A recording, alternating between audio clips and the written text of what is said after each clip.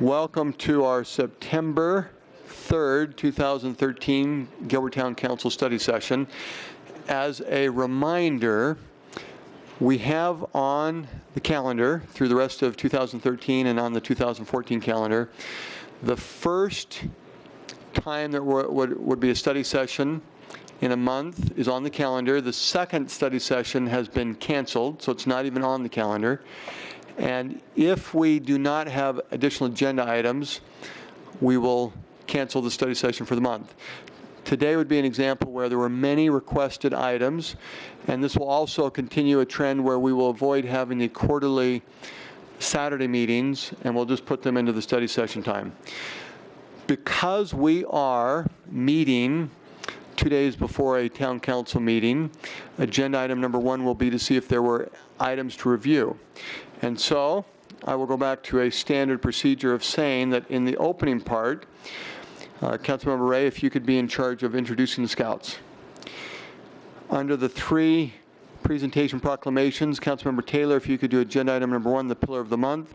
Councilmember Cook, if you could do agenda item number 2, recognition of the medical incident that took place on July 11th. And then Councilmember Peterson, if you could do the number 3, proclamation declaring the National Day of Service in Remembrance. Thank you. Additional items that any of you would like to have discussed. Let's start with the consent calendar. I will make note as I'm looking to see if you have any items on 11, 12, and 13 related to Fire Station 7. I'm going to bring that up on Thursday so the public can hear more about it. But Councilmember Taylor, did you want to talk about Fire Station 7 today? We can talk about that. To Vice Mayor Cooper, I'm going to ask you to pull those 3 items. And do you want any clarification today? Because Thursday night for me was more just so the public would hear what the plans are. Yeah, maybe today.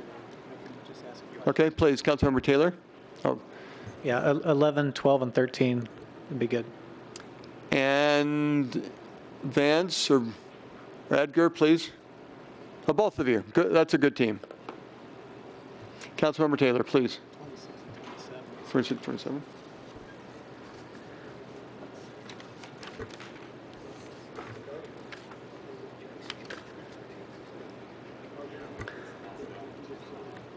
Thank you.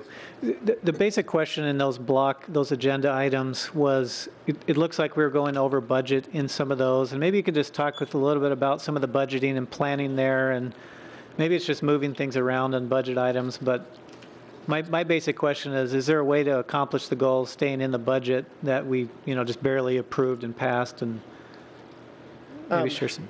Mayor Lewis, Councilmember Taylor, the project is, the contracts that are being brought forward are 3, 1 for project management, construction management, 1 for the construction manager at risk, and then our design firm. In total, the project's budget is sufficient to cover the associated contracts. The way that the way I budgeted this particular program or this project, I actually tried to program a portion of that funding in this fiscal year and then the portion on the second fiscal year. But since we budget on a fiscal year basis, I left some of the money in FY15 that should have been in FY14. So that's simply the reason why we're asking to move that next fiscal year's money into the current fiscal year. It's not over budget by any means. Perfect. Thank you. Thank you for that question. Anything else on 11, 12, and 13 for today? Any other consent calendar items we wanted to have discussed? Kyle, if you could come down. I realize on public hearing items, we do not want to set a precedence and take a lot of time on them, but I was starting to ask some questions today and realized that I thought for our preparation for Thursday night, it would be helpful to have Kyle just give us a quick overview of 24, 26, 27, and 28 as zoning and other items are being discussed, and this will help us as we continue to study the packet in the next couple of days. So this is not to have public hearing today, but it's more the quick overview. So Kyle, start on 24. Yes, Mayor, council members. Item number 24 is a rezoning in Morrison Ranch. This item is actually being continued to October 3rd.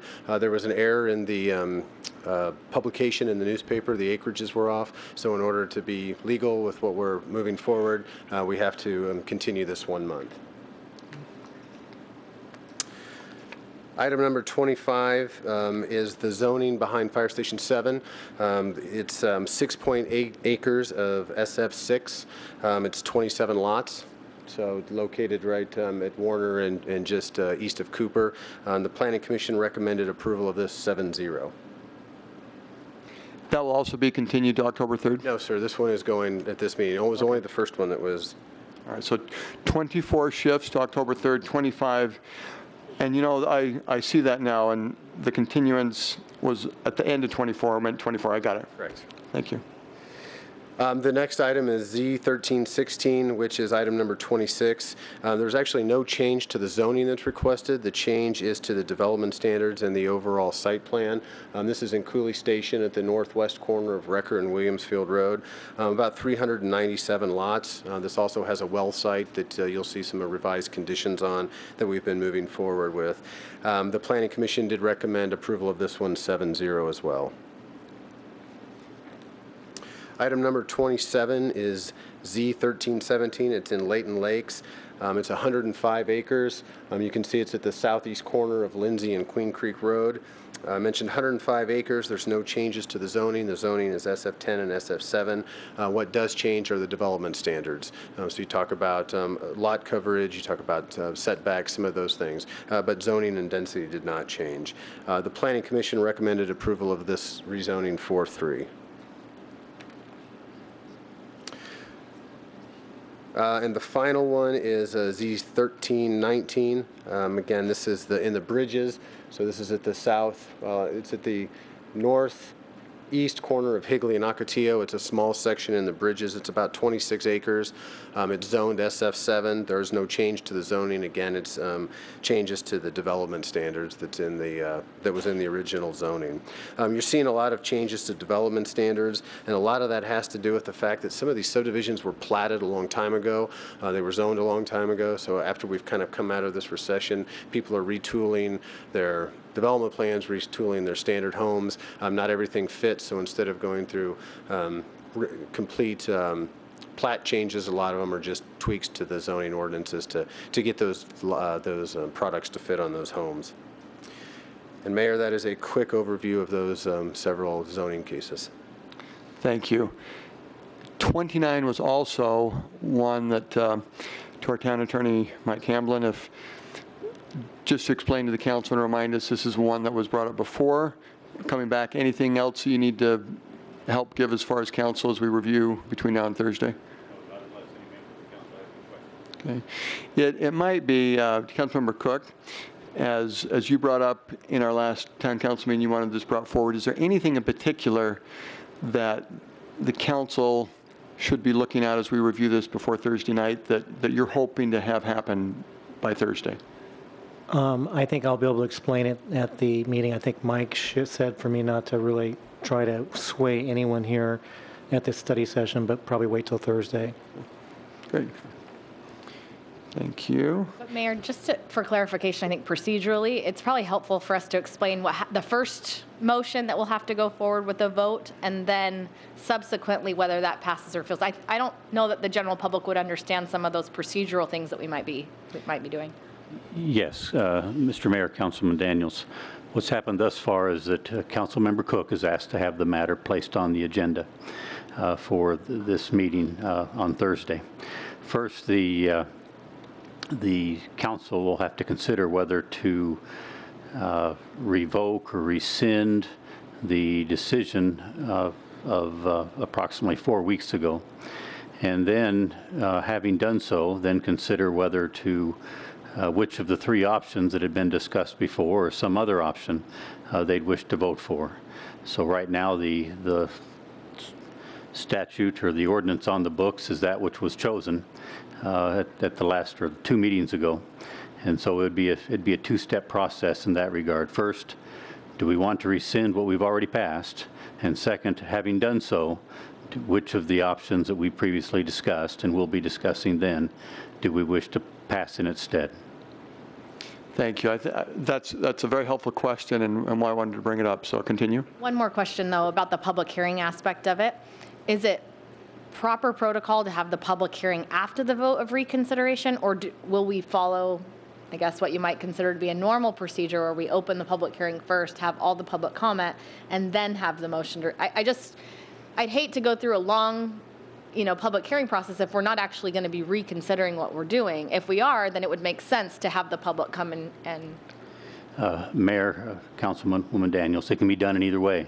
And so the way you described, Councilwoman, would be more efficient. But you can do it that way, have the vote on whether to reconsider, and then having reconsidered, then, reconsidered and rescind. And having done that, then all options are before you, and a public hearing, that would be an appropriate time to have it. So I like that approach. It would be, we do the public hearing items. I mean, we could do this before the public hearing or not after, but let's say we do it after. Although we can see what comments we have, and that may change it, but if we did it after the other public hearing items, we could have you explain first, just so we're reminded. Councilmember Cook could make his comments, and then we could vote. Well, we could make that determination whether to revoke, rescind, and if so, then we would open the public hearing. Okay. Yes. Does that work for the council? All right, thank you. So, to the, I think for this agenda item, and to Town Attorney Mike, at the end of our study session, I may come back and review some calendar items, some future meeting type things, but I'll hold off on it right now. And so this open-ended question of the council, are there any other items related to Thursday night's preparation that you would like to consider for discussion today? Okay, thank you.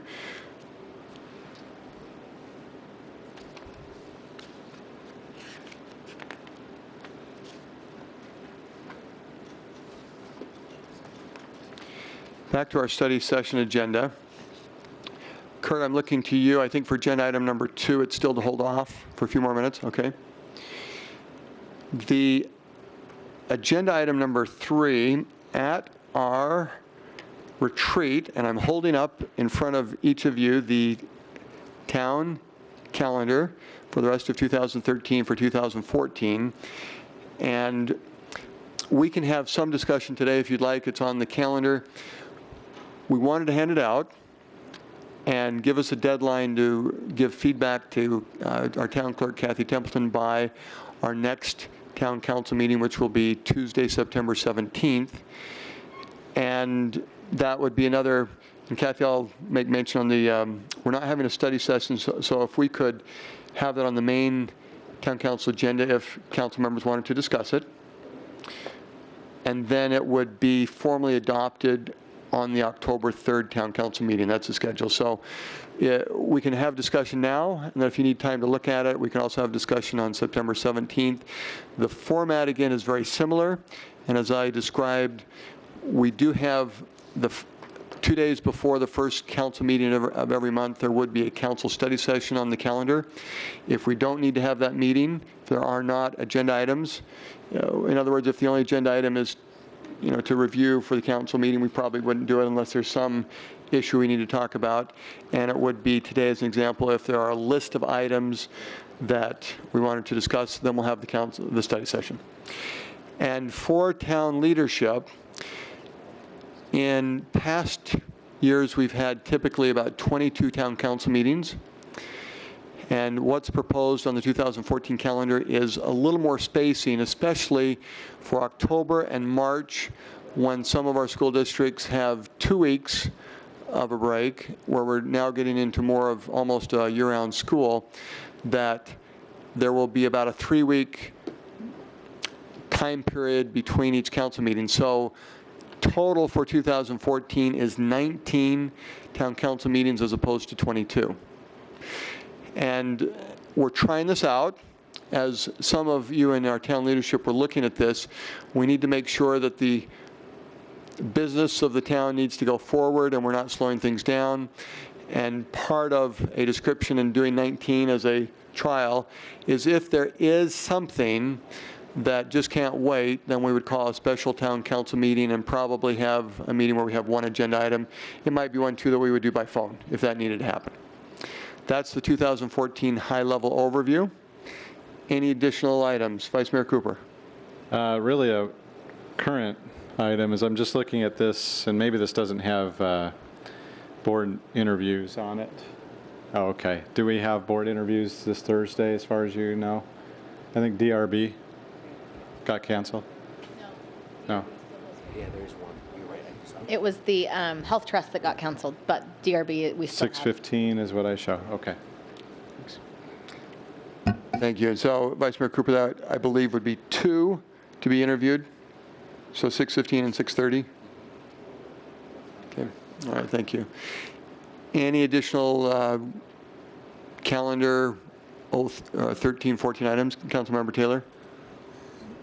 And maybe Vice Mayor Cooper can help here. I've heard about a joint meeting with the Gilbert Public School Board to discuss pools. Yeah, the 11th is the date I've heard. Is that something we should lock in, or is that still tentative? We should lock it in. It's official, September, and Kathy just received all of the agenda items today, and that's why it's not on this calendar, but it is official, 7 p.m., room 300. And our town manager and the Gilbert school superintendent met this morning. I believe there are 8 agenda items, and 1 is the pool. And Councilmember Cook was also there to help create agenda items. You did a great job. Okay, thank you. When I said I would hold off on future meeting items, I think I'll do it right now. This would be a good time. And this was more, as you see on this calendar, the town council, the next town council meeting will be uniquely positioned on September 17th, Tuesday night. And that will be our only Tuesday night meeting of the year. And that's to do it on because Gilbert is known for having the largest Constitution Week celebration, we're doing it on that night. And from 6 to 7 p.m. is a special program titled We the People. Our Human Relations Commission will be in a lead role for that program. Councilmember Taylor, anything else that the council or town leadership should be aware of at this time? Open to the public. Thank you. There's also, and it's not on this calendar, but I'll just mention, as we've talked to our Gilbert digital team, that on Thursday night, and this was one reason for shifting it, there is a large event called One Nation Under God, and faith group leaders from around the country will be coming. We needed a venue that was larger than what we had in Gilbert, and so it will be held at Co-America in downtown Phoenix, but our Gilbert Constitution Week group is sponsoring that, and Gilbert will be featured.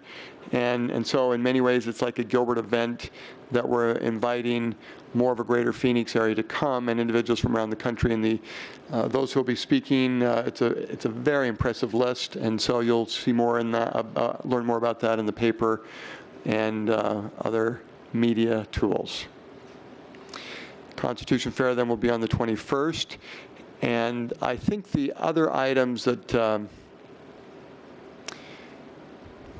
Vice Mayor Cooper, you brought up the interviews. There's also the East Valley Partnership has an annual meeting where all council members are invited, and that's this Thursday.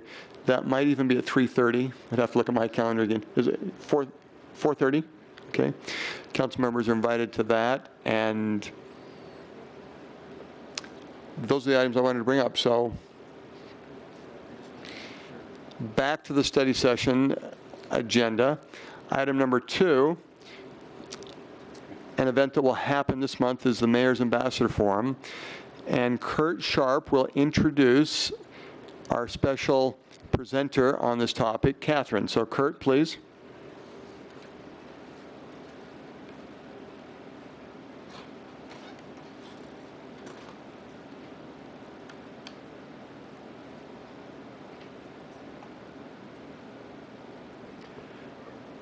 Mayor Lewis, members of the council, I'm Kurt Sharp, Special Assistant to the Mayor, and I am happy to introduce Catherine Schiffo. She's a junior at Highland High School, and she interned with us over the course of the summer with both Leah and myself.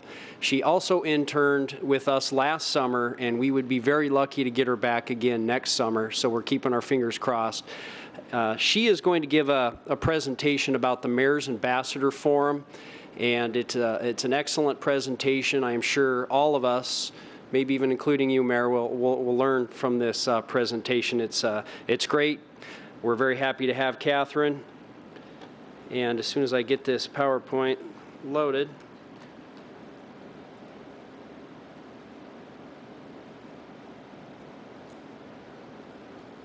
and here's Catherine Schiffo.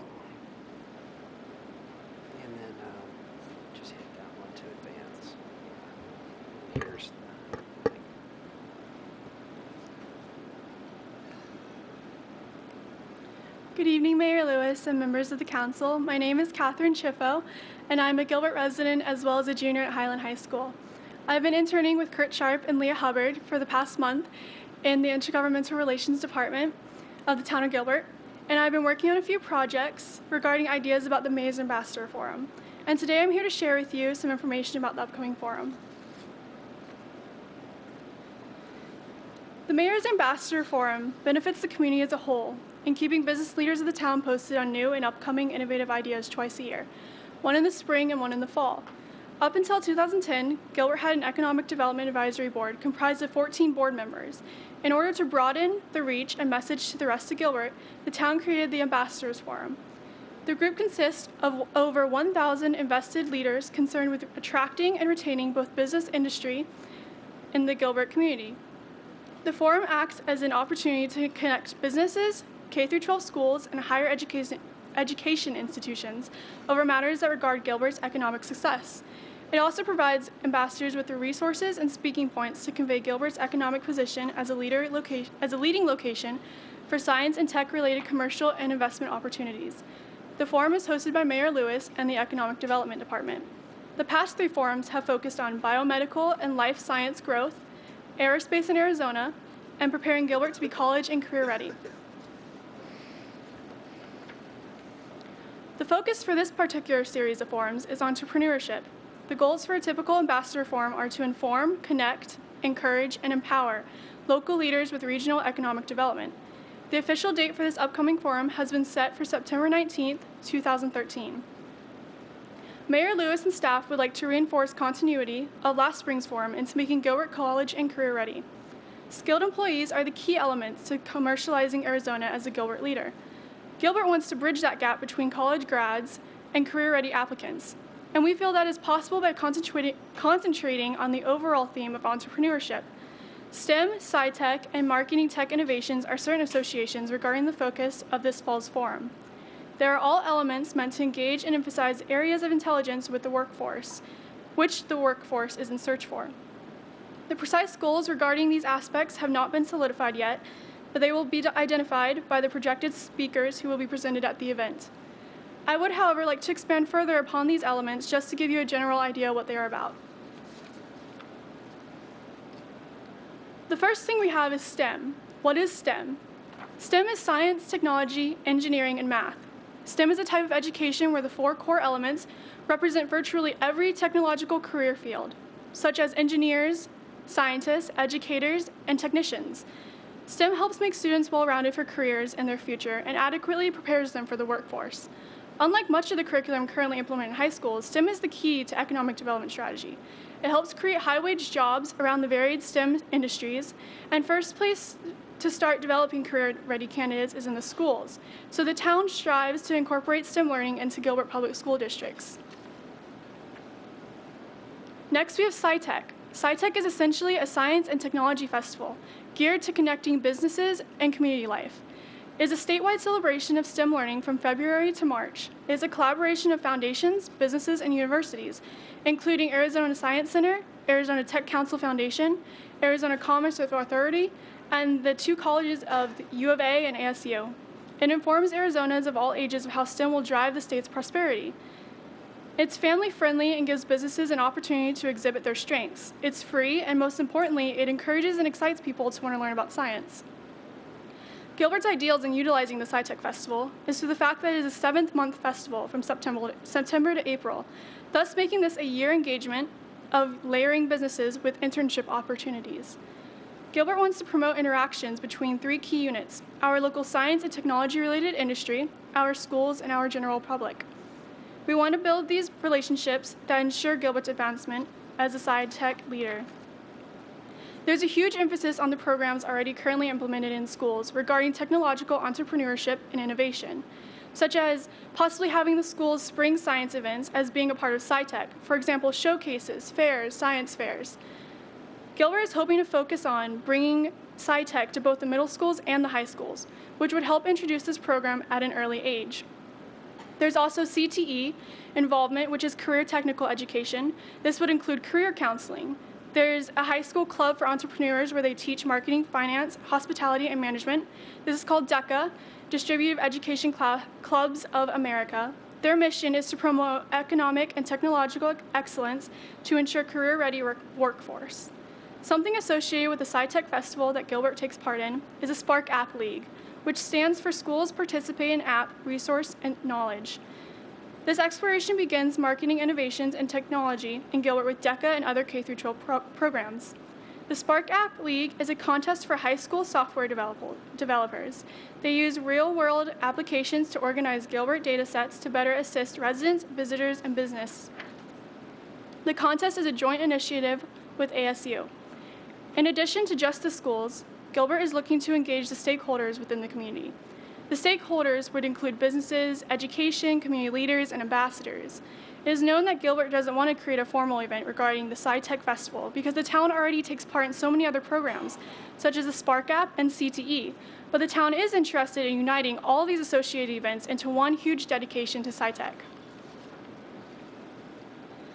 As far as marketing innovations, Gilbert is looking to utilize the businesses already participating in STEM and SciTech. We want to use them to exhibit department showcases to the public, thus initiating department involvement. The benefit of this is that it takes most employers up to 2 years to start getting back the investment they put into each hired employee. By collaborating with the small businesses in Gilbert to prepare students for the workforce, this length of time can be shortened and the workforce readiness gap can be bridged. The plan is to reach out to small businesses in September and to ask that they somehow incorporate SciTech into a company-ran event that reaches out to the up-and-coming workforce. They want to have these companies report back in April, which would be the next forum time, with their progress and experience so far with this project. They're hoping to have Lisa Herman, who is a community education coordinator, to touch base with them sporadically during this time period as a source of accountability. Some associations kept in mind to reach out to are SRP, APS, Southwest Gas Companies, Praxis, Colnatech, Corporate Participation Scholarships, and College and University Scholarships. And there are also thoughts about marketing technological innovations to companies such as Helier, Intel, Orbital, and Unicon, who are already sponsoring the SciTech Festival. Thank you, Mayor Lewis and members of council. I'm free for any questions.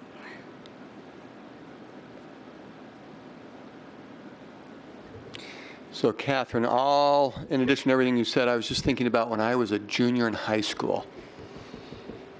I am impressed. And I'll tell the rest of the council too, as Kurt said, that instrumental in doing some major tasks and activities for the town during the summer, and so we thank you. And are the Hawks, are they treating you okay? Oh, definitely. Okay.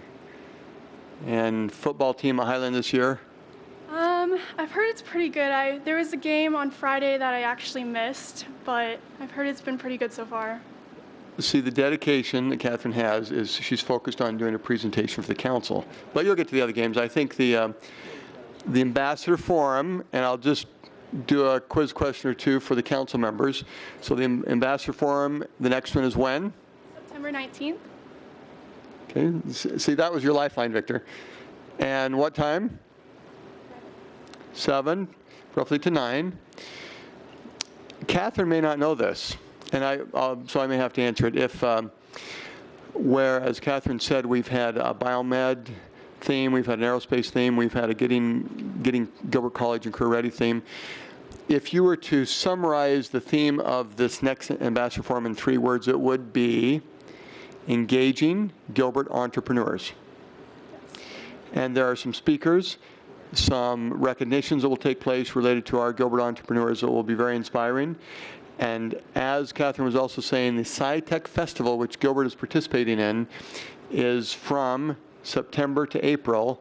And so part of this Ambassador Forum will be to describe events that will happen between now and April, and in April we'll have a return and report. Any other comments for Catherine? Catherine, thank you.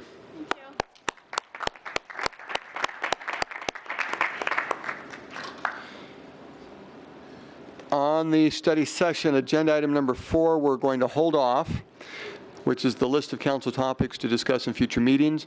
That's partially because my list has not yet been integrated, which another way to say that is I F on my efforts on this one, but it'll happen, and future study session we'll get the topics out for the rest of us. I'm going to press the pause on 5 and 6 because there are more items for the council to discuss. And let's go to 7 and 8 for some presentations and discussion, then we'll come back to 5 and 6. So agenda item number 7 says discussion of strategic direction for preparation of the fiscal 2015 budget. Dawn. Good afternoon, Mayor and Council. I'm Dawn Irvine, Budget Director here for the town of Gilbert. We are, believe it or not, getting ready to kick off the budget process again for FY 14-15.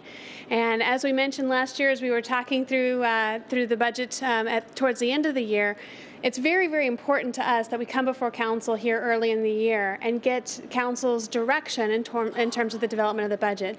Staff is about to undergo a very intense process. We want to make sure that we are gearing everything in the right direction. So to that end, the conversations that we've had to date amongst the staff, we're preparing a budget process that once again will be incredibly collaborative. It's going to be at the executive team level.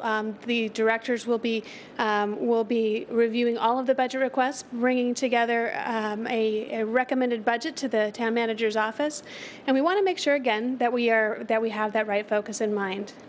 So as we started talking through the strategic initiatives, the direction and feedback that we've received from council recently, and the fact that we want to make sure that whatever we do and whatever goals we set out to accomplish, that we're able to accomplish them with excellence, it became very clear that we needed to make sure and focus our efforts and not just simply spread out our resources across all of the many different needs across the organization. So the directors have been talking through what some of the feedback has been from council lately, and we've put together a list of what we consider key focus areas that we would like to bring before you for your consideration this evening.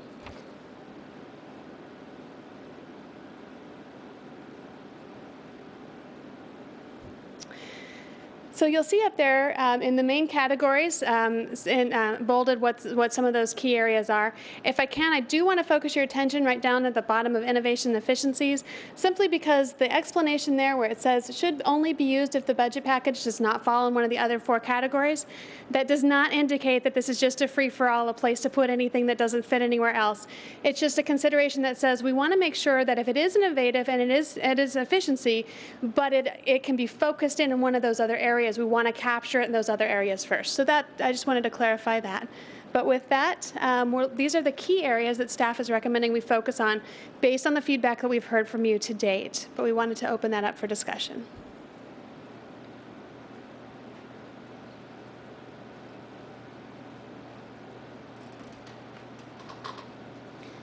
Councilmember Daniels. Thank you, Mayor. Dawn, what isn't on this list? Thank you. I guess that's the... So what you'll see on the list, first and foremost at the very top, you see the long-range infrastructure planning and implementation. The town has been undergoing an extensive effort over the recent months. I think I didn't speak clearly enough, sorry. What isn't on the list? Like what fell off essentially? I can see that these are right in line with the things that we've discussed, but I would imagine there's some that didn't make the cut, if you will. Actually, we went about it a little bit differently, and we really talked through in much more of a positive approach to this. What are the things that we are being asked to focus on right now? So it wasn't simply a brainstorming session of what is every possible thing that we could be bringing to the table, but it was really what are the most comprehensive categories of focus areas that we should be approaching.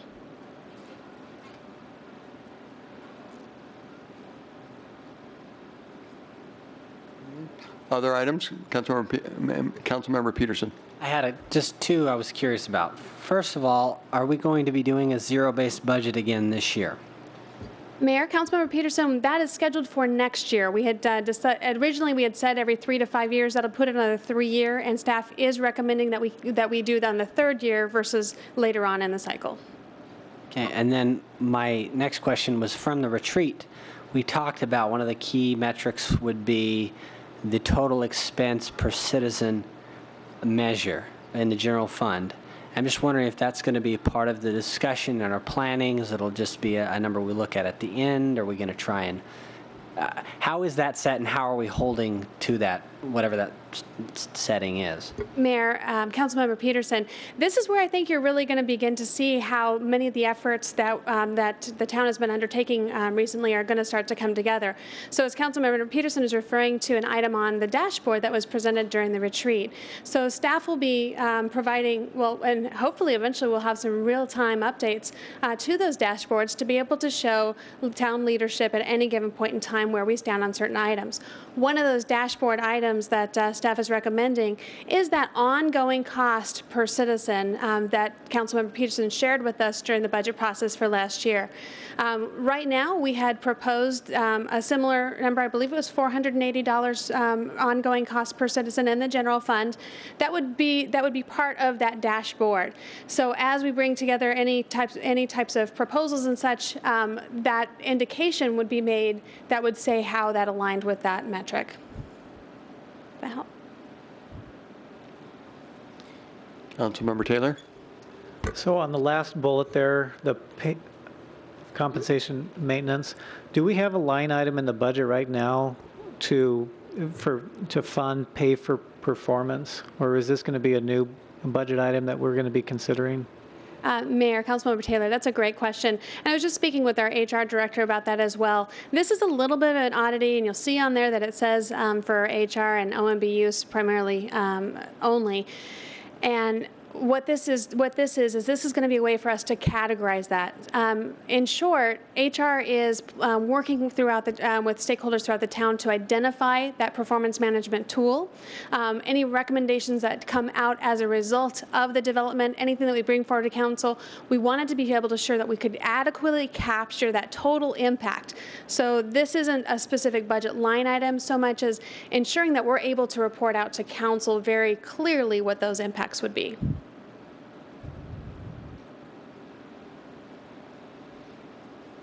There's a pause there. Going to keep pondering that and explore further? I think I'll just wait to listen to more, because it sounds like that.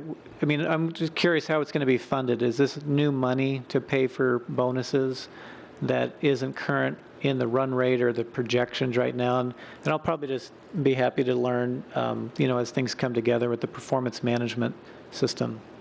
Thank you. And Mayor, Councilmember Taylor, I may be able to clarify just a bit, although I think we'll have to wait and see as it progresses exactly how it rolls out. But we are forecasting within our operating forecast that there would be an impact as a result of that performance management tool. Right now, as you know, some of that is on hold pending that actual mechanism for doing so. We do have that in. I don't know that we would be looking at new money, but we're waiting to see that finalized effort to be able to determine that. And we wanted to call that out separately so that you would know anything that came out as a result of that, we would be able to report out to council. Councilmember Peterson. Mayor, I'm curious to see if there's any feedback from the rest of the council on the zero-based budget item. It's going to be every 3 years. I heard it tossed around a bunch of different ways. I'm interested in having that frequently. I mean, if it's every year, I think that's great. I guess there's reasons why not, and so maybe I'll start with that question. Why don't we have it more frequently? Why don't we build it from the bottom up every year? So how do we end up with every 3 years, and is there an interest in the council, a different schedule than that? I'm more of a, let's do it every year, but anyway, I throw that out there. Mayor, Councilmember Peterson, we certainly could look to do that every year. I think that where we as staff would recommend perhaps not doing so is it's an exhaustive effort, which is fine, but it doesn't allow us to prioritize anything else or to to focus our efforts in other directions. We want to make sure that we're not missing other objectives in the meantime. So when you do a zero-based budget, especially if you've never done it before, you're going to get that huge benefit in that very first year, of course. We were able to identify things such as fax machine lines that were no longer relevant budget entries, and we were able to make sure that that the budget that we brought before you was clean and it was a reflection of exactly what we needed that next year. And while that's something we intend to continue doing offline, if you will, because each analyst is working with every single department to make sure that every line makes sense still. So there is that effort that's still underway. But if we as a town put all of our effort into a pure zero-based effort, then we're not able to focus on other strategic initiatives, other areas of the town. And we want to make sure that those items don't get lost as well along the way. So we felt that the greatest benefit that you get from your zero-based budget statistically is going to be every 5 years or so. There's clearly been an interest expressed by our council and our community to do so, perhaps even more, and so staff is recommending a great balance would be about 3 years. Councilmember Cook, what are your thoughts on that? Don and Councilmember Cook had a chance down at the League of Cities to share some best practices, which included zero-based budgeting. So did you get some feedback, and to Councilmember Cook, additional thoughts that you would have on the 3-year cycle? So I think if we kind of map this out, the first year we do starting from scratch on a clean sheet of paper. We then roll it out year 2. Then year 3 would be the analysis of how well it went, and then you're saying that the following year you start from scratch again. Is that how I understand the process at a high level? That is correct. And I might interject one other item. As we talked about down at the League, when we look at those hybrid approaches, you've got the zero base. You don't want to lose sight of what your priorities are as an organization, and you don't want to lose sight of the cost of your programs. So we never wanted to lose any of those entirely, including zero-based. As I said, we'll be working offline, looking at each and every line item to make sure that they still make sense. So we're still not losing sight of the importance of that. Along those lines, as you laid out those 3 years, in years 2 and in years 3, we're able to focus more on the priority base and on the program base, and that way we're able to make sure every 3rd year that we have really emphasized those particular areas and that we continue to revisit that and that they're still relevant. Councilmember Taylor? Well, my background in the private sector was effectively zero-based budgeting year over year, and the process was set up where you budget according to your priorities. Mm-hmm. So it's interesting to hear that there's a process, or the original zero-based budgeting process did not consist of those things that were initiatives and priorities, and I'm sure they did to some extent. I don't think you're giving yourself enough credit for it. But to me, it's a repeatable process. Maybe it doesn't need to be every particular year, but there's definitely benefits, and certainly knows, Don, you and your team, and Patrick and your team received a lot of kudos for this. And the next time it'll get easier and easier because you'll pull in those things and you'll have the priorities and initiatives tied in there, like I'm pretty sure you did the first time. But that's where I see the value is, let's take the gains, but it'll get easier year over year. And it's definitely a best practice in the private sector. And I think we can certainly get there because we've been through it once, so we know how to get better and improve it. Is a thought, Mayor. Thank you. Mayor, I think I may actually be able to provide some clarification as well. When I'm talking about the emphasis and the focus, I'm really talking about at the executive team level as well. So while the analysts are continuing to work with the departments to figure out what is necessary, and the departments are providing that analysis on their operations, what is the necessary cost for this for the next year? So that effort is still underway at the departmental level. But the conversation at the executive team level, every 3rd year or so, taking it down to that line item level and having them go through that level of detail can be very effective. But we need to be able to bring that executive team back up to a strategic level as well. Are we still moving? Do these little details still help us define our overall outcomes and goals? And that's what we want to make sure we're doing. So when I talk about that changing emphasis, we're still looking each year at what is it that we need to be able to do business next year. And so we're not trying to roll forward any irrelevant costs. But the focus that I'm referring to is more at that executive team level discussion as the executive team is preparing a balanced budget to bring forward and recommend. Other comments?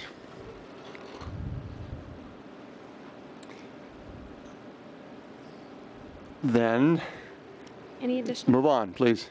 Anything else? Was that the summary? That's the summary, Mayor, and we're, Yeah. please. Well, no, we throw you the football and you run with it. Okay. Then, Don, we're going to move from budgeting to chickens. Thank you. Mike, we'll turn to you for agenda item number 8, discussion of town codes in regards to possession of chickens and town limits, please.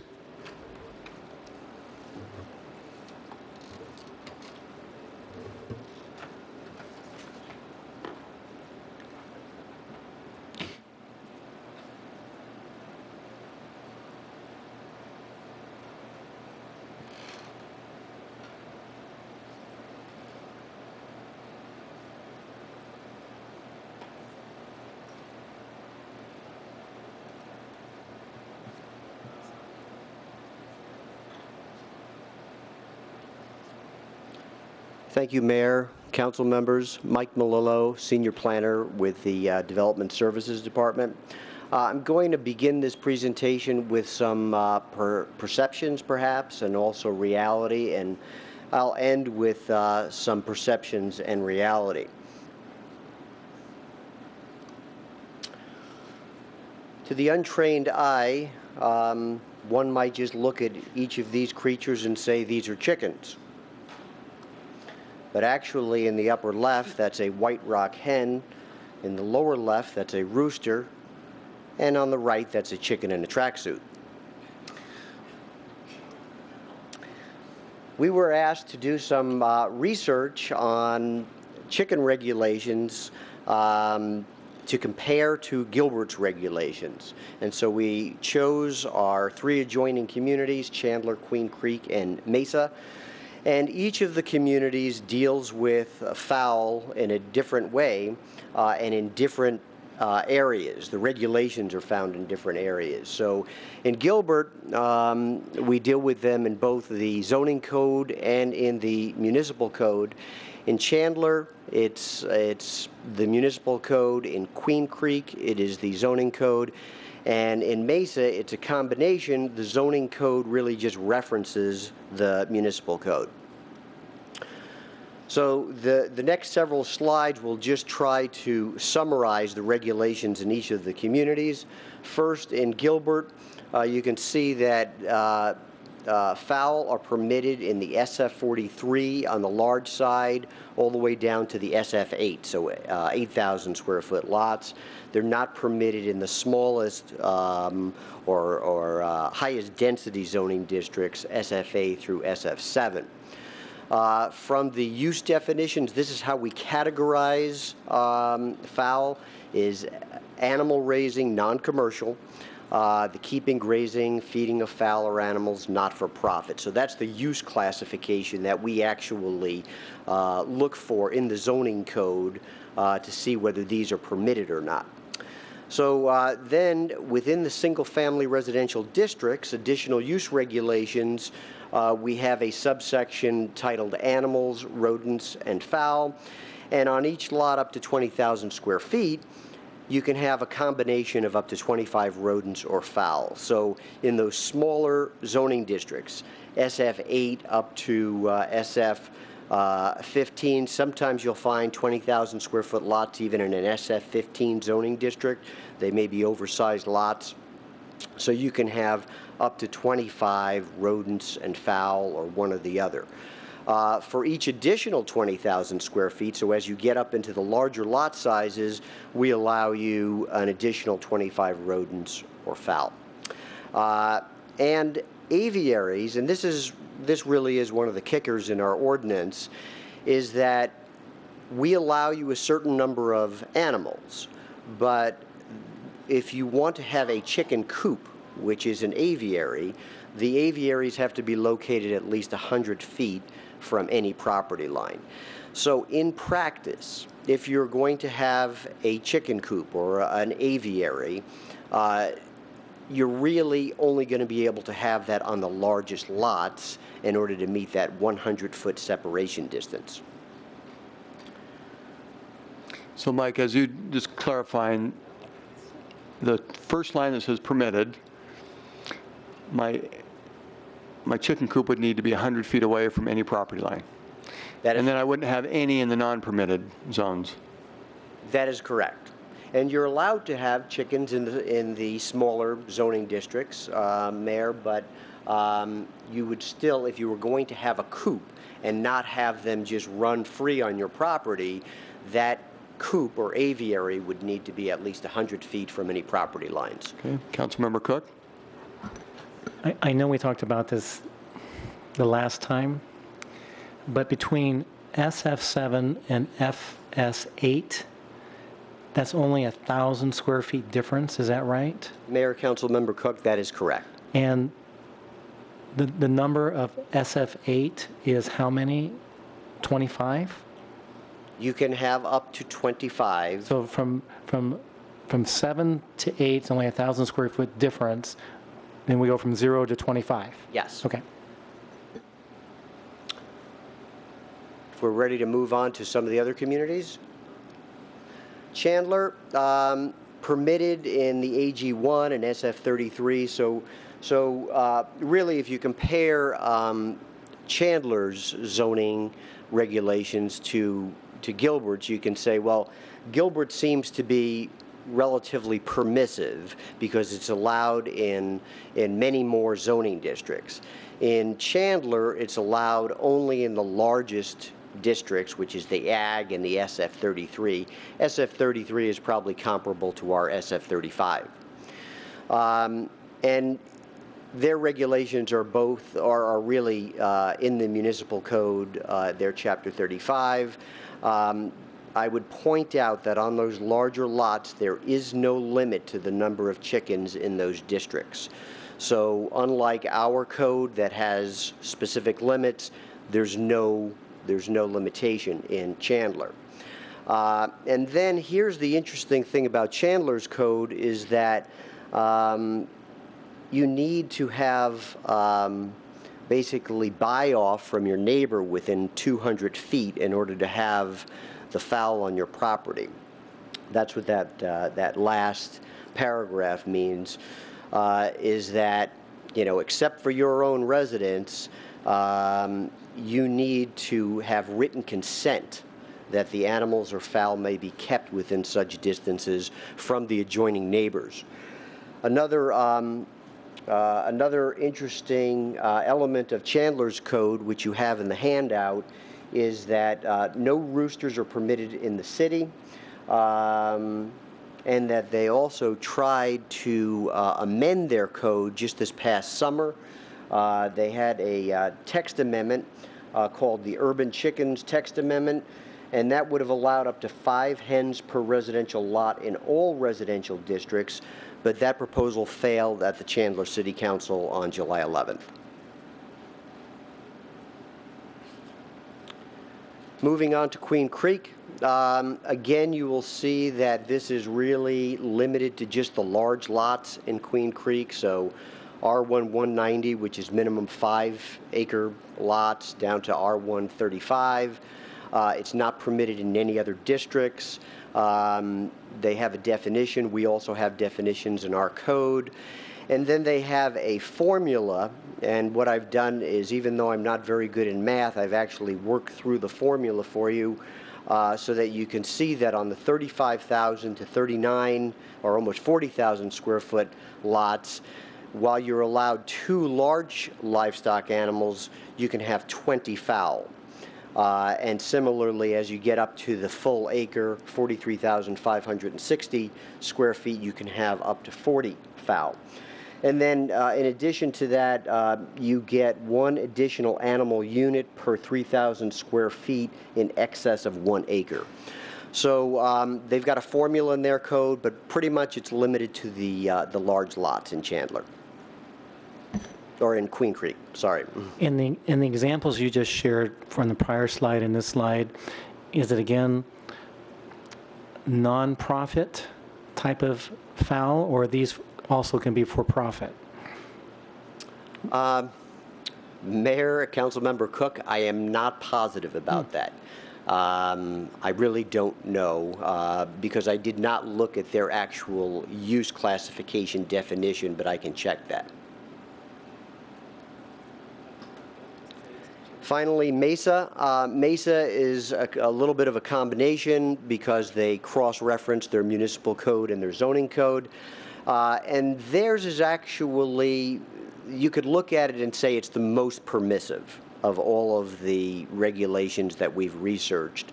And it is somewhat similar not only to Gilbert's existing code, but to a code that we proposed in 2010.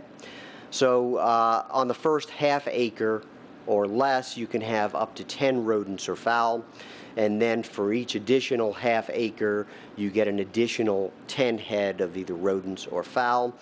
And then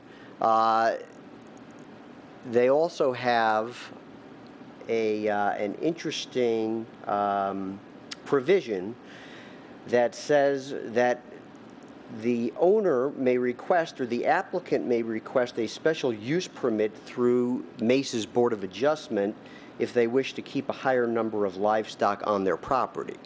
So they actually have what you might consider a reasonable accommodation provision that allows you to go to their Board of Adjustment in order to request a higher number of animals on your lot. This text amendment that I reference here in this slide actually began in 2009. We had a stakeholders group, as we do with many of our zoning code text amendments, and we had chicken experts on both sides of the issue that were part of the stakeholders group. And this text amendment, I would also add, wasn't limited to just animal regulations. It was a variety of regulations in the single-family zoning districts. So this was the one section of that text amendment that did not move forward to actually become code. And so what we had proposed with the stakeholders' input at this time— Mike, to clarify. Yes.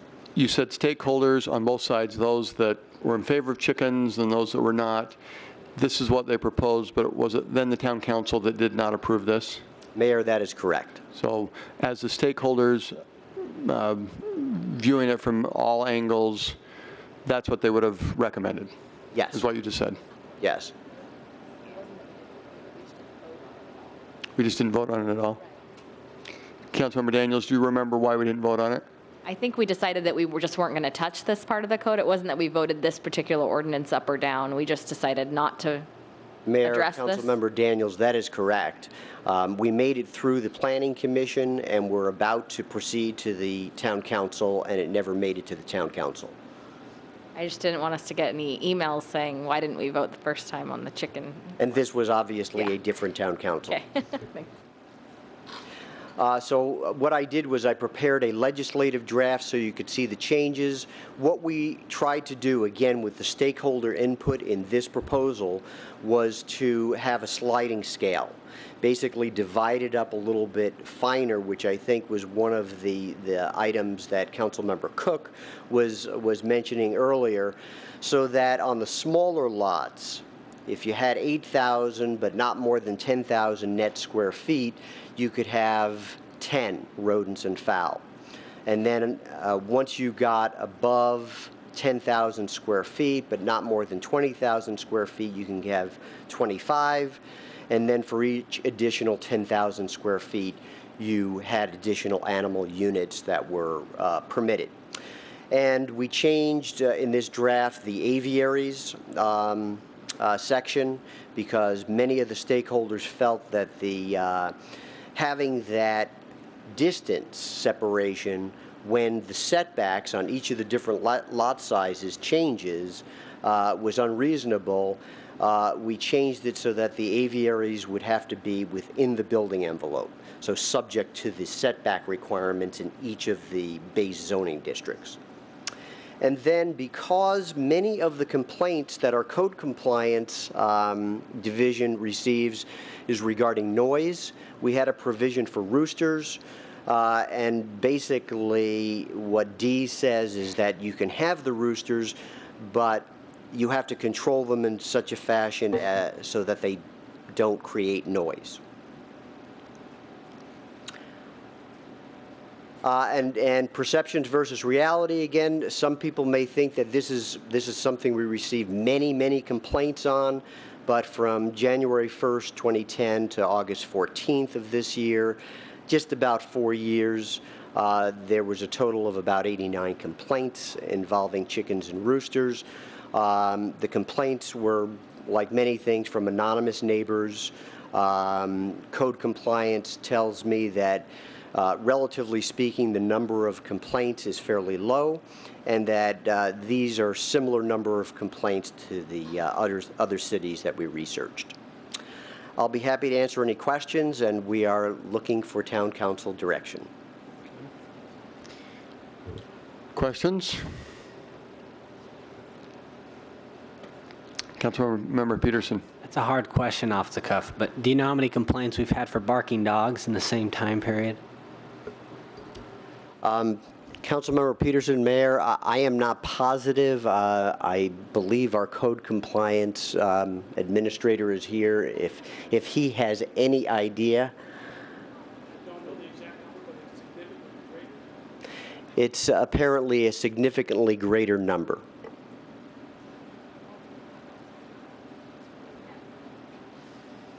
Yes, I am a biased chicken owner, so.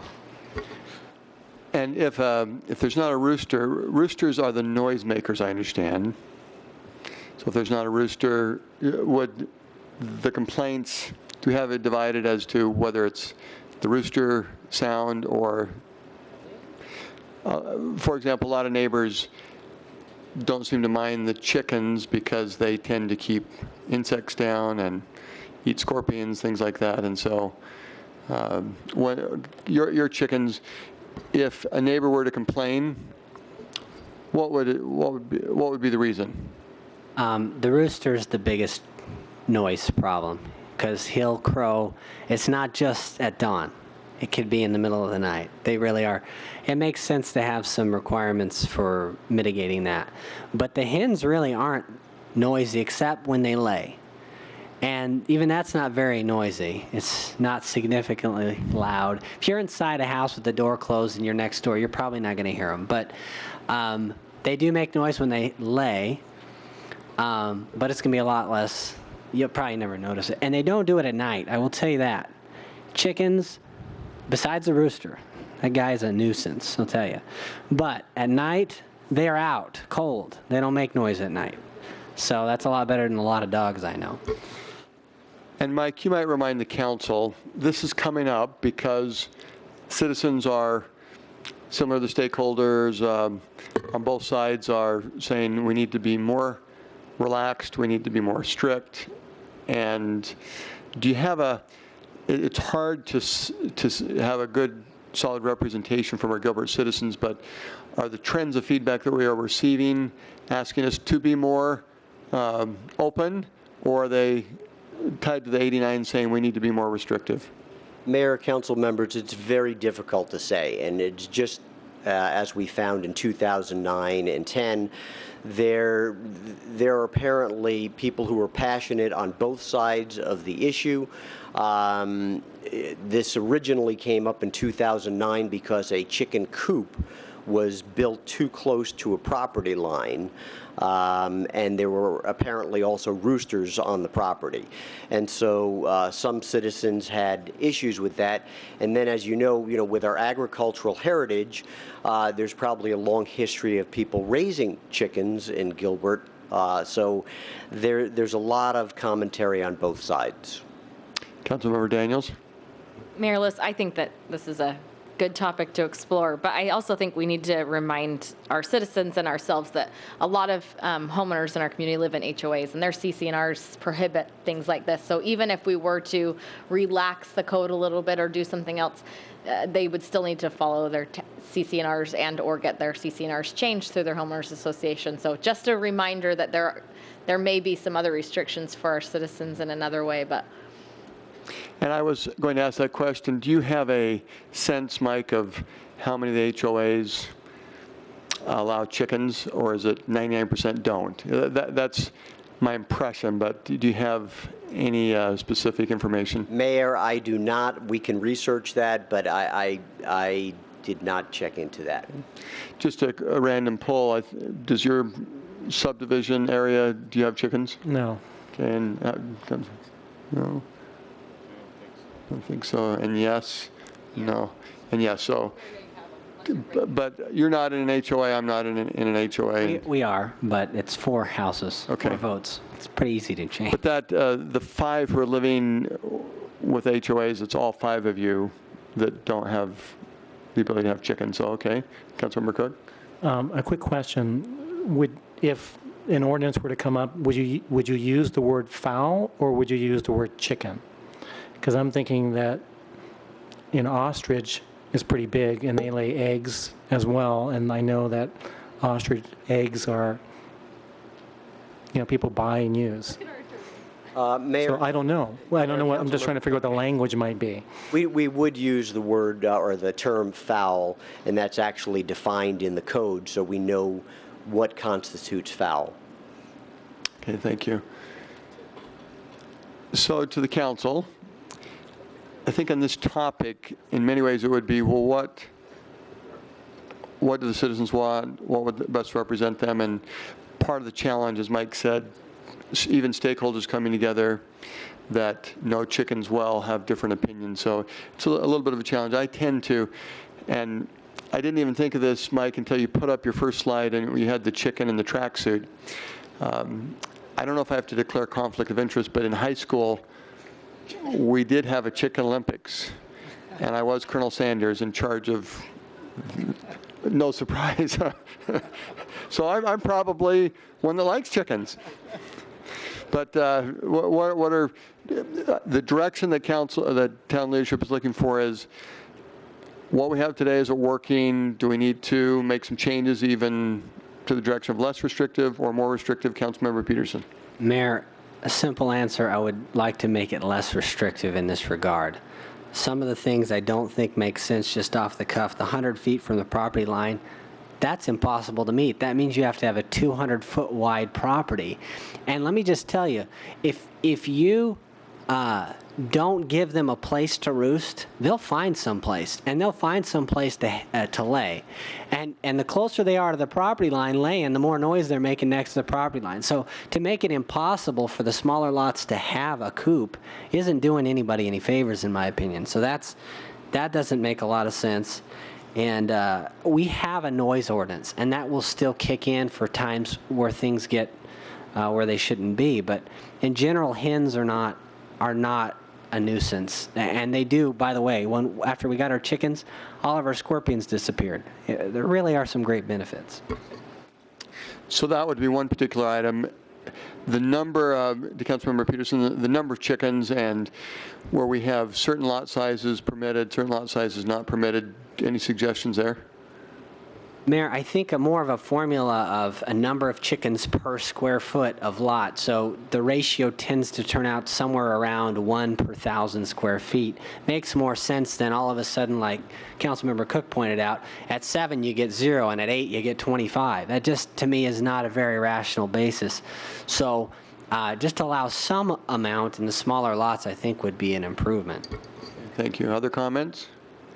Councilmember Taylor? Mayor, my thought is similar in that let's broaden it so that the HOAs have a little room to play. If it's better for a community to include more chickens in their community, let them have the flexibility to do that. The town code shouldn't restrict that too much. But I do think that there's some things in here that make sense or don't make sense, like this 100 feet buffer. I think there should be a buffer, but 100 feet is pretty generous. So I think this is a good start. What I'd want to do is tick and tie it with some of the feedback that we have, but broaden it. And then at the end of the day, the HOAs are going to make the decision for most of the community, but it'll give them the flexibility to do what their particular neighborhood wants. Okay, thank you. Vice Mayor Cooper? There's a lot of passion on both sides, and there's also a lot of passion to not have any passion for this issue, and that's, in my case, I just don't have a lot of passion either way. I think that this code right here is a very nice, moderate approach that allows more folks to have rodents and fowl than can have them now, but at the same time protects the residents around them just fine. So I like what's written here. Mayor, Councilmember Cooper, you're talking about the proposed ordinance from 2010? Okay. Yes, the one that you showed us, the last slide. So the direction you would give is to consider bringing this back to council and having us vote on it? Consider it, yes. Not passionately consider it, okay? And I think Councilmember Peterson, to use this last sheet, going back to the 2010, if this sheet came back to council and then the 100-foot, let's see, where is that? It's already off. Okay, so you'd be okay with this? This is an improvement. I still think it, under 8,000 having zero at all, I still don't think that makes sense, but this is an improvement. I do think there's some good things in this ordinance. Okay. And Councilmember Taylor, as you spoke up, any specifics you would give on direction? The one thing that I see is missing that we got all that feedback from a few months ago was the SF7. If I remember correctly, that's the only thing I see in here that's missing, and maybe I'm missing a couple of other things, but that's the big one. Okay. Councilmember Ray, Councilmember Daniels, Councilmember Cook, any additional comments? Yeah, I agree. I think the step from SF7 to SF8 is just a huge step function. So maybe SF7 could have, I don't know, Councilmember Peterson said possibly 7 maybe, or 5, somewhere in that would be fine. Okay. Any, Councilmember Ray, anything, comments? It's been well said already, Mayor. I would go along with what's the ideas with this proposed amendment, and I think having fowl allowed on SF7 would be fine as well. Okay. I wasn't going to say this, but I'm going to now. And we've been waiting anxiously. I think it was Councilmember Cook who brought up the idea of chickens versus fowl. I think there's a valid point there. We have a homeowner behind us, and it's county property, who have what seems like 500 peacocks. There's not that many, but they are very, very loud, and I could see a distinction between something like that versus a chicken. I don't think we want to go in and define every type of animal in the code, but that's something that may be worth exploring, because there is quite a difference from the noise. We have chickens all around us. We have all kinds of animals around us, and the peacock is by far the loudest of all of them. We hear them from streets away. So I would be fine with moving forward with this, and if it made sense from a legal standpoint to change some of the terminology, I'd be fine with that as well. Thank you. Mike, do you feel like you got some direction? Mayor, I do. I just would point out that that is our definition of fowl. We could certainly look at modifying it, but it does include peacocks. And as I recall from 2010, that was one of the reasons why it never made it to the town council.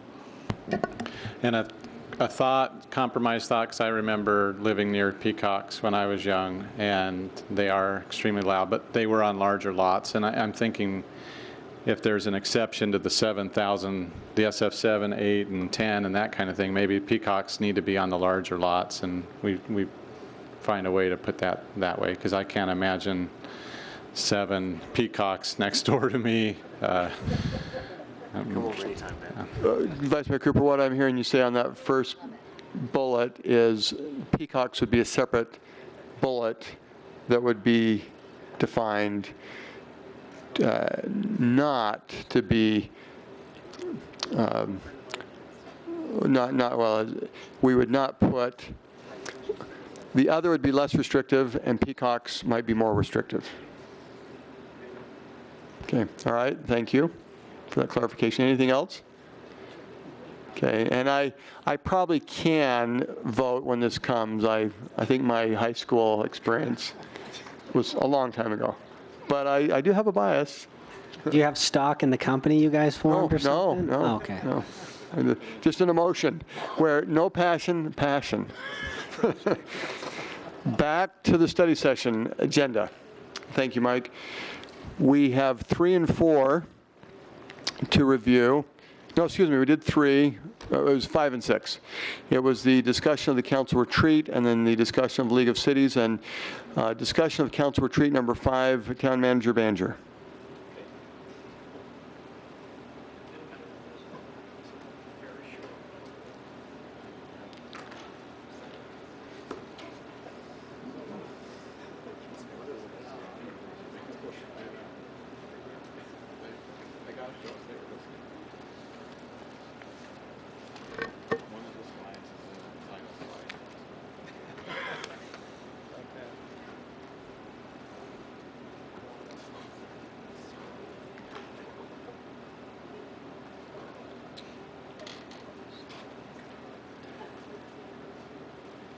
Where do you see that, Mark?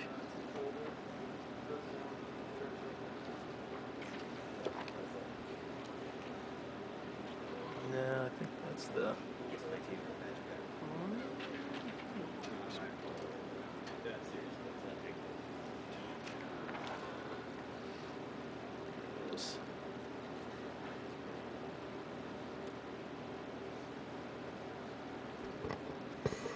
Okay, Mayor, members of the council, in wrap-up from our 2013 retreat, we had some takeaway items for staff, a few items involving council as well. We thought we'd run through those and just refresh everybody's memory on what we'll be working on in follow-up from that. Some staff and council assignments. The action item categories, funding the CIP and GO debt, and that was assigned to council and staff. We're going to review, discuss options and provide direction to us and how to proceed along those lines. Federal grant conditions of acceptance, that was assigned to staff. In fact, we just talked about that today at the executive team meeting. We are working on that. And the outcome of that is we will include any strings that are attached or any conditions attached to the acceptance of federal dollars, so the council can use that to take it into consideration as to whether or not they'd like to accept those federal dollars. We are working on that. We're still shooting to have that implemented very soon for the council. Next, establish a policy for federal funds. That was staff and council. It's my understanding it'll be council members Daniels, Taylor, and Cook that are going to work with staff. We're going to work to prepare a draft policy if there are certain categories of federal funds and grants that are acceptable to the town of Gilbert, to provide us a little bit more direction as we evaluate those and bring those forward for consideration. Next, this is something assigned to council and staff, boards and commissions, their mission and direction. We're going to work with the liaisons to establish the obligations, duties, and responsibilities, review current tasks or assignments, and link those to the strategic initiatives that have been set by the council. And we'll bring that to the council review and input, and then report back to the boards and commission. And that is to provide more guidance to our various bodies in what they are working on and which tasks and assignments they're pursuing. Next action items, neighborhood meeting plan that was assigned to the mayor and specific staff members to ensure consistent messaging, need to recap of meetings, questions raised, and feedback. That's in regards to our HOA, homeowner associations, and creating an avenue by which they could request someone from the town to come and attend one of their meetings and provide an update on any relevant happenings in the town, and to take information back from those homeowners associations on needs or concerns they may have. Future topics, Parks and Rec cost recovery, define what to include in cost recovery model, include the Parks and Rec Advisory Board in discussions. That is something that is on staff agendas for the current fiscal year that we will be working on. Impacts to land use changes as they relate to future economic development, and then a comprehensive redevelopment plan that we will begin working on once our infrastructure plan is complete. With that, those were the major categories of items. I'd be happy to answer any questions, and we will bring back to you updates on the status of each area. Thank you. Councilmember Peterson. It's a big question, I guess. So we have a column for target dates. Are we going to have some estimates? I mean, they're goals, I know, so they may change, but to have something up there, when would we see something? Yeah, let me work on that. Mayor, Councilmember Peterson, let me work on that, and we'll get some target dates to you. Awesome, thanks. Do you have a target date for the target? Just kidding. Deputy Town Manager Skocipic will have a target date very soonly, quickly. Okay. Other questions or comments?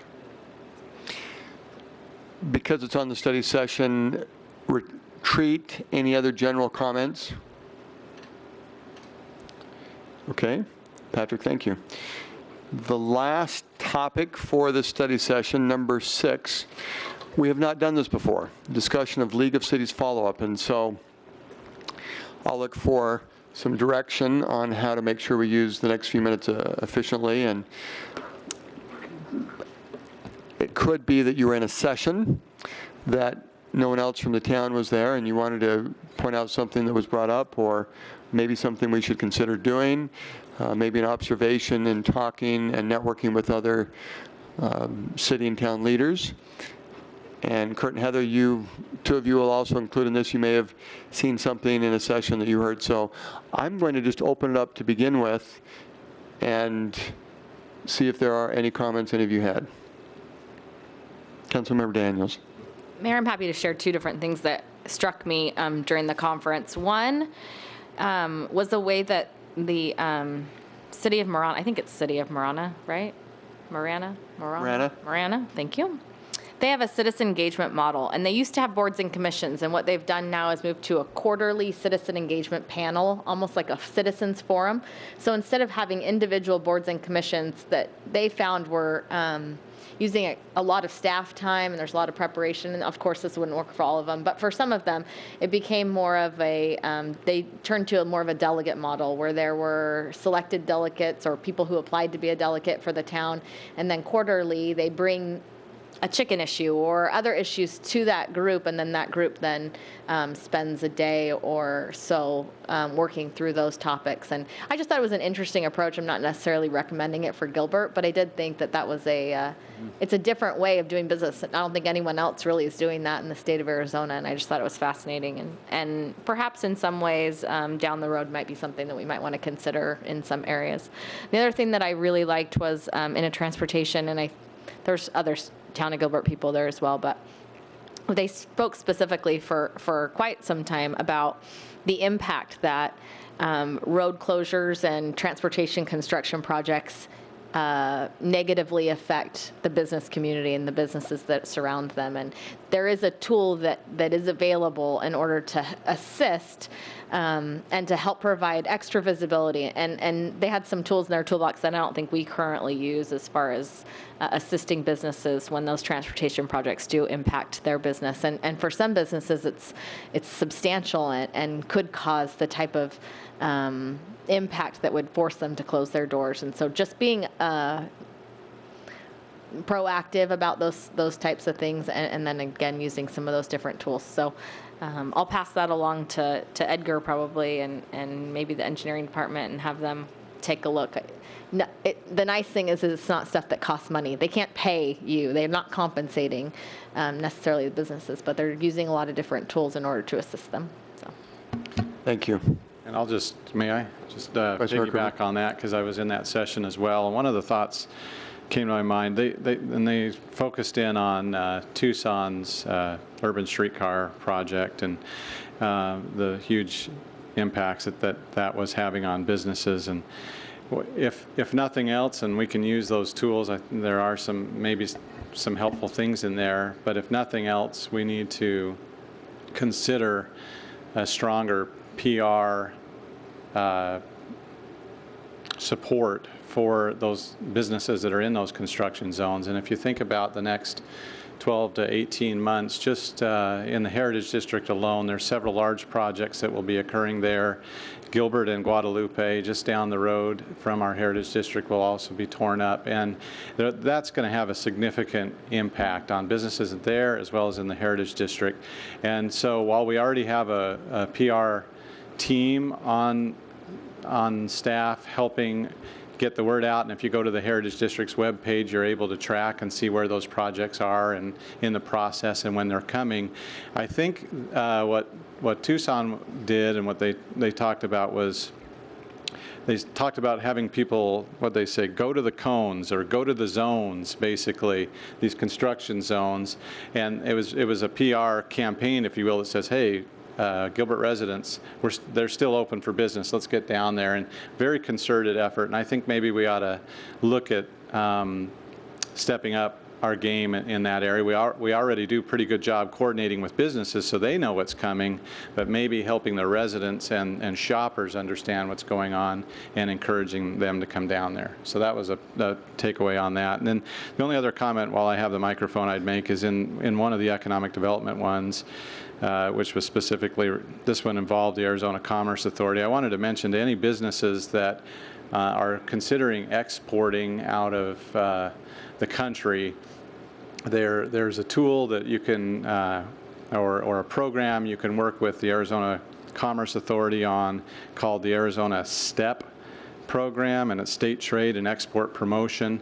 It's a joint program with the U.S. Small Business Administration, and there's all sorts of assistance that's available in helping you to take your products, and they'll help you evaluate whether you really are ready to export, and if you are, they will help you make connections and go to the trade shows that are appropriate and that kind of thing, and start to get your business out there. And we were pleased to find out after the session that there are several Gilbert companies that have already taken advantage of this program, but wanted all Gilbert businesses, and this is for small businesses, to know that there are resources out there. They can start by contacting our team here in Economic Development, and then we can put you in touch with the resources that are available.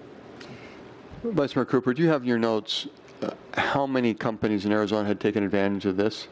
I don't have the Arizona list, but the Gilbert list is about 10. Gilbert list was 10, and yeah, and I know Arizona Commerce Authority had presented that in one of the ambassador forums, and Kevin O'Shea was the one that presented, and so we've had 10 companies follow up, and we'll want to continue and encourage that because we've got 10 companies that are taking advantage of learning how to better export, and we've got resources in the state to do that, so thank you for bringing that up. Councilmember Ray. I did think that the league conference was beneficial, and thank you to all those staff members who helped, to Leah and Heather and Vicki and Kurt and the many others who I'm sure made it as easy as they did for each one of us. It was fun to go to some of the different sessions, some of which they talked about things, social media and other items like that we as a town have had a interest in and have made progress over the last year. So it was fun as communities were starting to talk about getting involved in that, and seeing that the town of Gilbert was on par or even ahead of those was exciting. For me, one of the most beneficial things were talking with some of our surrounding communities, networking with Mesa and Chandler, and specifically talking about nonprofits, the direction that Gilbert's going there, federal grants, and the impact that each of those have on the region, and getting some ideas from them as to what has worked for them and what hasn't worked. And we now have, I now have 2 meetings set up with them to talk about those, and with Mesa and some of their approaches with federal grants, what they think has worked, what hasn't worked. And so I was able to learn quite a bit and reinforce some of my own ideas on those, and also open my eyes up to some other ideas with each of those. But a great place to meet other elected officials, and the other communities face the same problems and concerns that we do, and to get their ideas on those was very helpful. Thank you. Councilmember Peterson? I appreciated the comments about the impact that road construction can have to small businesses. Did you guys drop the statistic on it? It was something like 20 to 25% hit to the revenues of a small business that road construction can create. So it's a significant issue, and so glad you guys brought that up, but I just want to throw that out there. One of the things that was interesting for me was the topic, if you will, or the theme of character came out to me in some of the meetings or lessons, if you will, classes we took. I took the conflict resolution class. One of the things they say is conflict or people getting upset is created by unmet expectations. So when you have differing cultures and values, you're just going to have some of that. That's just unavoidable. But if we say what we mean and mean what we say, we can do a lot to mitigating some of that in the long term. We create trust. That was a message I heard at the throughout the meetings as well. And then my very favorite class was the one at the very end. It was about engaging with the citizens. And there were so many good things in there that he shared. And again, character was the real foundation of everything he talked about. He gave one example. Was that the Friday morning? Yes, Friday morning. It was amazing. One example. This is fascinating. If I say Exxon, what do you think of? The oil spill, Valdez, or however they say it. But that's what we think of. There was also another oil company, and I still don't know the name, because he said, well, what about this oil company? Do you know them? None of us knew who they were. He said they had pretty much the same detriment to the environment with their oil spill. When they came out, the first words out of their mouth to the media were, we screwed up. We screwed up, and we're going to clean it up. And nobody knows who they are anymore because they owned up to it, and they took care of their responsibilities. So that was a really great message. So there were a lot of good things I learned there, and appreciated the conference. Thank you. Councilmember Cook? One of the sessions was talking about social media. Was our neighbor to the north, Mesa, has something called iMesa, which is kind of a community input form where their tagline is imagine, invest, and improve. So residents can, through the form, suggest an idea, and it then allows the community to vote and just kind of see some of the responses from our community. And then I guess if there's some traction, then that information will maybe have some legs and move forward. But they have the application available on your smartphone and so forth to allow another form of social media and information to come back to the town. So they've had it for about a year and a half or so, and it's going really well. So I really liked how they implemented that. We do apps too, so maybe it's another app we could borrow and consider. So we'll pass that right here and give Mark another target date. Okay. Kurt and Heather, please. Kurt.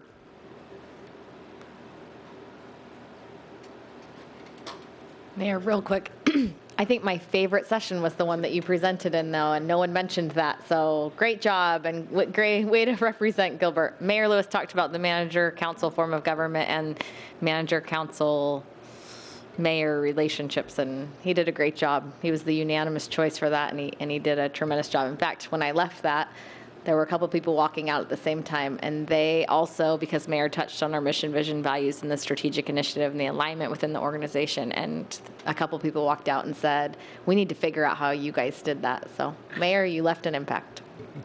I know it was Patrick's favorite session. You know, when I was sitting there, I felt very sorry for the next speakers because they just wouldn't be able to match your delivery. It was just unbelievable. Team effort. Thank you. Thanks for that. Kurt? Thank you, Mayor and Council. And I have to second what they're all saying. That was definitely the best session of the conference. And a fantastic And that is, PowerPoint. just to insert, Kurt was the one that prepared the PowerPoint slides. So No, but I really had a great time. That was my first time attending that conference. Excellent networking opportunity. I really enjoyed the fact that I got to know you all a little bit better too. And I think that the highlight of my conference was the closing session and hearing how hard Councilmember Peterson laughed.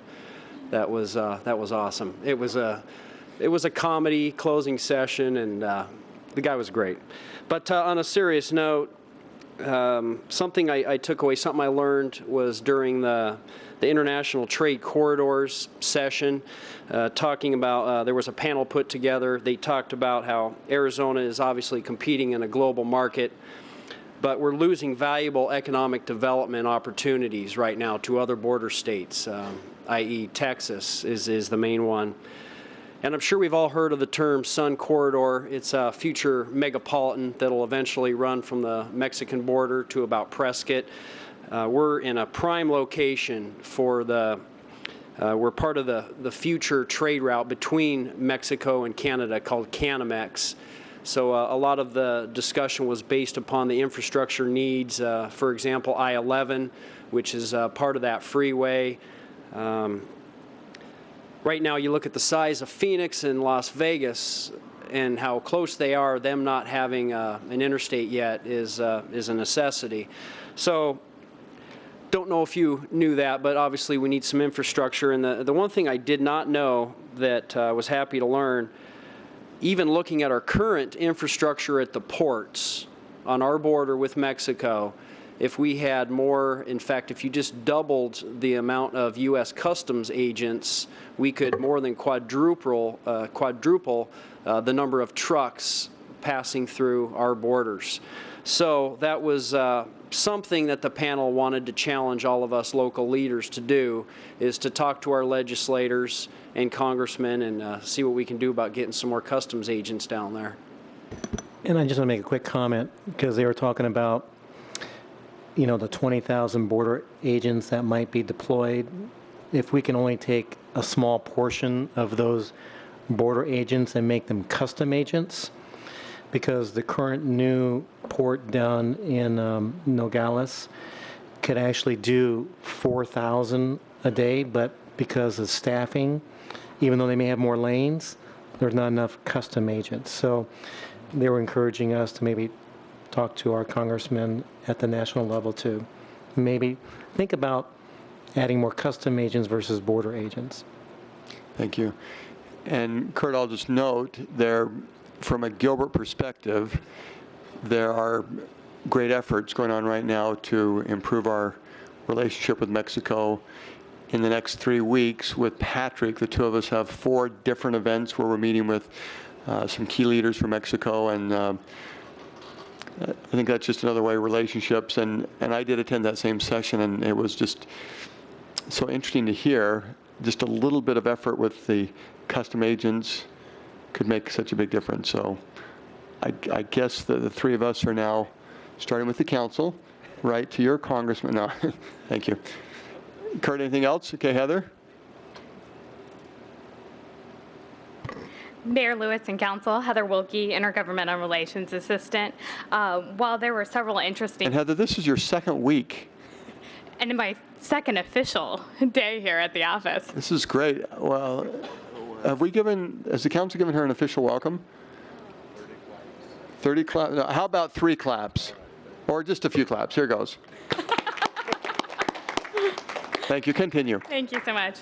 Well, I thought there were several interesting sessions at the League. I just wanted to highlight 2 of them. The first was the session that talked about the upcoming 2014 legislative session, where the League is anticipating special taxing districts, electric deregulation, income tax reform, budget transparency, and impact fees to be the topics of discussion at the Capitol next year. And then secondly, I attended the retirement session where presenters outlined the ASRS, PSPRS, and EORP SARP systems, both prior to and after legislation has been enacted to make some prospective changes to those systems.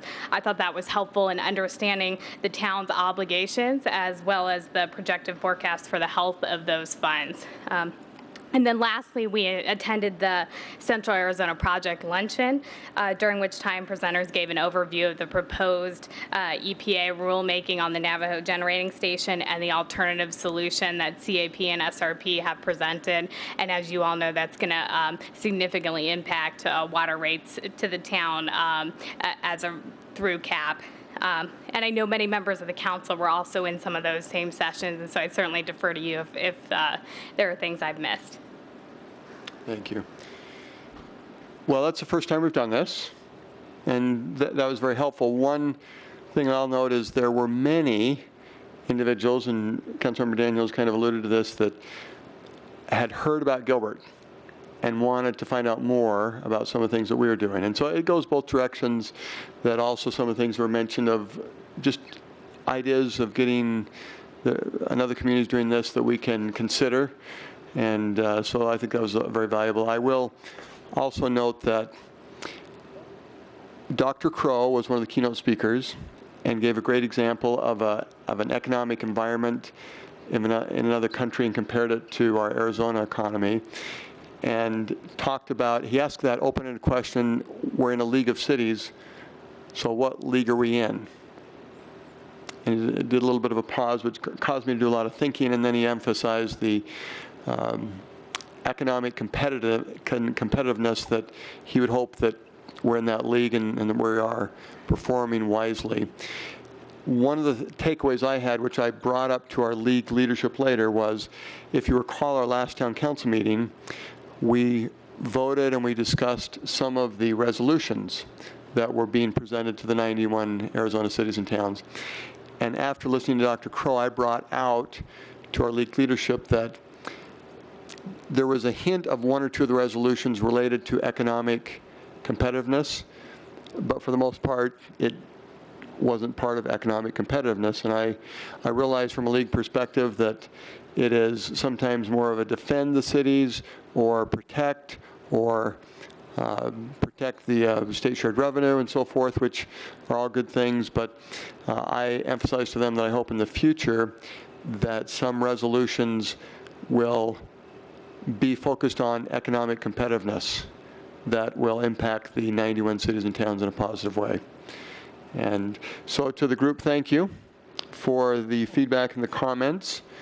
And I have, Mike, I'm reverting back to just one more future meeting item, and then we'll close down for tonight. Before I bring that up, anything else we missed? So it was this. Tomorrow, the council has been invited to a chamber Good Government Series meeting. My understanding is 5 of the 7 of us are attending that. Let me just do, who is planning on attending? Okay. And it has been posted. And so the one assignment we had is to tell one thing to those in attendance that they may not know about us. And from this study session, I guess I can't talk about Chicken Olympics now, because you know about it, but I'll come up with something else. So that's just, in case you hadn't heard that, that is one assignment we have for tomorrow morning. And it is posted as a public meeting. And thank you for your attendance today and for the participation of town leadership. Study session adjourned. We will continue with some of the items we talked about at the formal council meeting on Thursday night at 7.